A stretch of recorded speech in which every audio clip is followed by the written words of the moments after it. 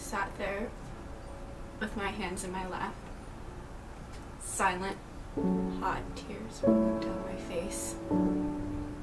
The tears scorching my cheeks as I sat there, watching him, watching her, watching how happy they looked, watching how he held her face in his hands instead of mine, instead of his girlfriend. It didn't matter. Everyone knew we were together. It didn't matter we met each other's parents. It didn't matter he was my first. It didn't matter. Because now he was holding someone else in his arms. All those promises and hours spent, they were all for nothing. The ring meant nothing. He deceived me, telling me I was so the only one he'd ever need, the only place he'd ever hold in his hands. Love and honesty left. Lies and deceits are what replaced them. My relationship forever ruined, corrupted. I sat there with burned cheeks. I was ready to collapse. But then I realized, someone once told me that men cheat because they can. Because the more girls they can get, the more valuable they see themselves. I'm sick of it. I deserve someone who sees me as irreplaceable as I see them. I deserve more. I deserve equality. I see pretty people every day, everywhere.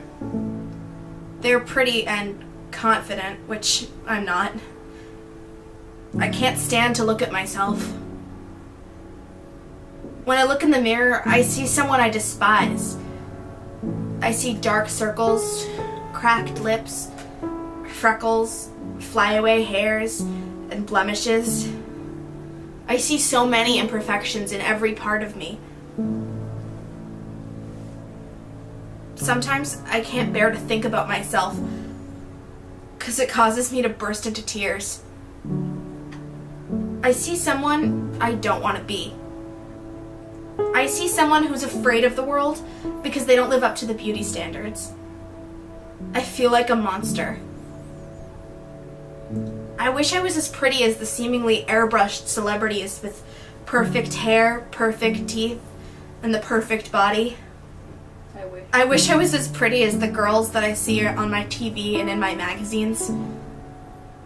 Pretty girls surround me and I can't keep up. I can't breathe. Their image overwhelms me.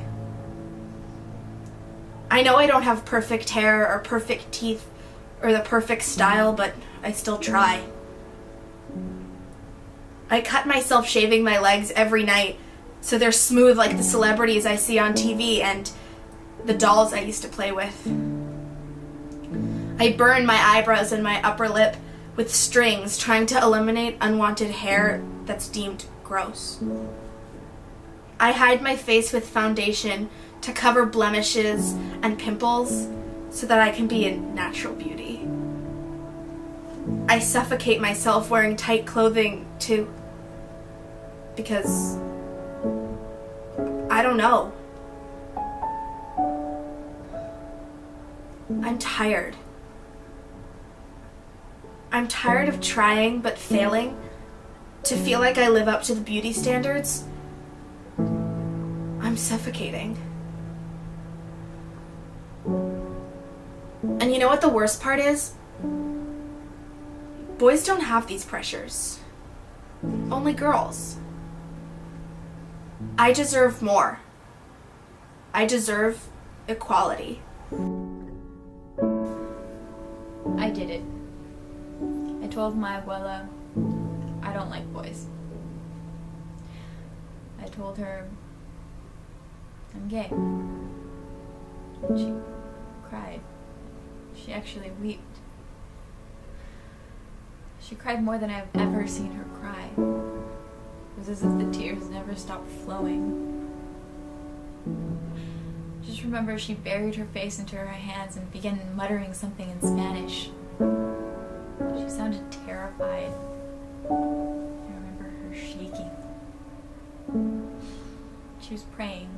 She was praying that I didn't know what I was saying. She was praying I was confused. It's moments like this when I question my religion. And the same thing happened with my mother when I told her. The two most influential women in my life were devastated by my own sexuality. It stung like a thick needle in me, except it never left my body. It constantly poked me. I was always in discomfort. It's moments like these when I question my religion. They wanted me to have a husband and have children. They wanted me to be like them, but I'm not. I like girls. I don't want a husband. I want a wife. All my life I have held this secret, this sin in their eyes. I have questioned my spirituality over and over again, and whether there even is a God. Why would God put me through such emotional torture? There's a reason I was so reserved in life. I didn't want anyone to know my secret. But now that I have told them, and it hurts them, I can't help but to feel worthless. Men don't have the same pressure. They aren't expected to sacrifice their identity to procreate.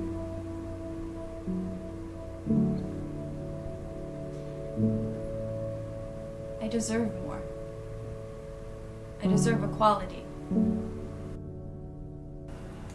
Ever since I dropped out of college and pursued my love for film and photography, things haven't been the same with me and my parents.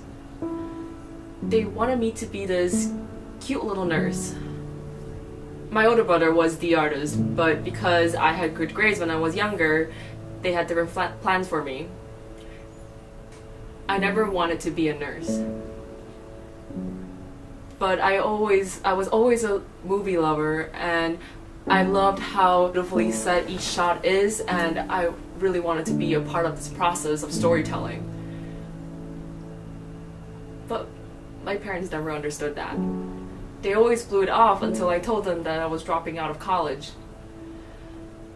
I tried to explain it to them, but they just screamed at me and told me to get out. For 2 years, they didn't speak to me. It was not until a family gathering when they spoke to me again and surprisingly didn't ask me about my career path, but asked me about my romantic life. I said I didn't have a boyfriend, but I was casually dating, and when they asked why, I said because I want to focus more on myself. They said I should start planning on getting married and having kids because I was at that age. And then I said I didn't want kids. They look at each other uncomfortably before trying to persuade me that I should have kids anyways. Then I said firmly that I didn't want children in the future and I just want to focus on my career more. Then they both said how my actions has hurt them. They said they were disappointed.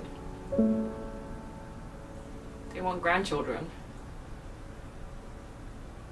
Then they walked out of the room, muttering something about me being selfish.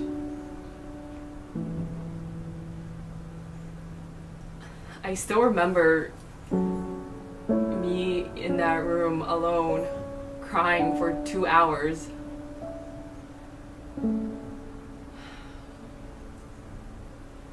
I haven't seen them since then. Some days I would get depressed and think about how much of a disappointment I am to them. I thought they would forgive me, but they haven't. Guilt overflows me whenever the topic of family comes up. I feel so isolated from them, and it's all my fault. They still talk to my brother, but not to me. And it's all because they expect me to fit this gender stereotype of what they think a woman should be like.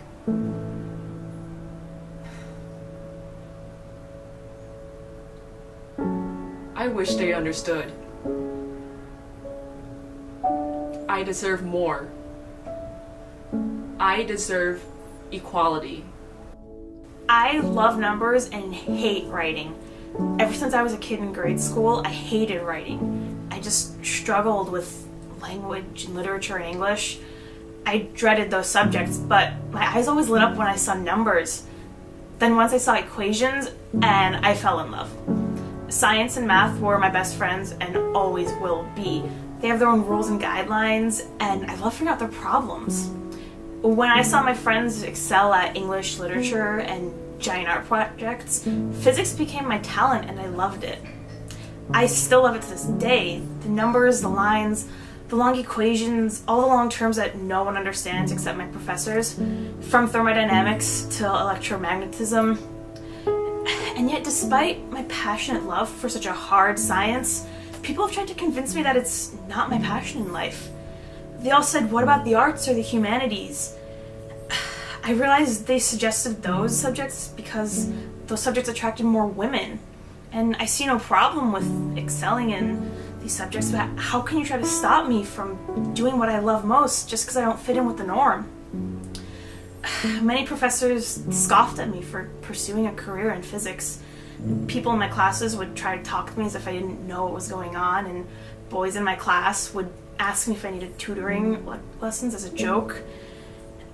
Many times in college, my passion turned into heartbreak and misery, and there were many nights when I sobbed for hours because I didn't fit in any of my classes. And as I advanced, there were fewer women, and until I became the only one in my class. And it pained me. I hated it. And then there was one day when I was walking to my counselor ready to drop my class because of the peer pressure, but I realized, what for? For all the people that told me I wasn't smart enough because I was a woman? At the doorway, I turned and I walked in the other direction.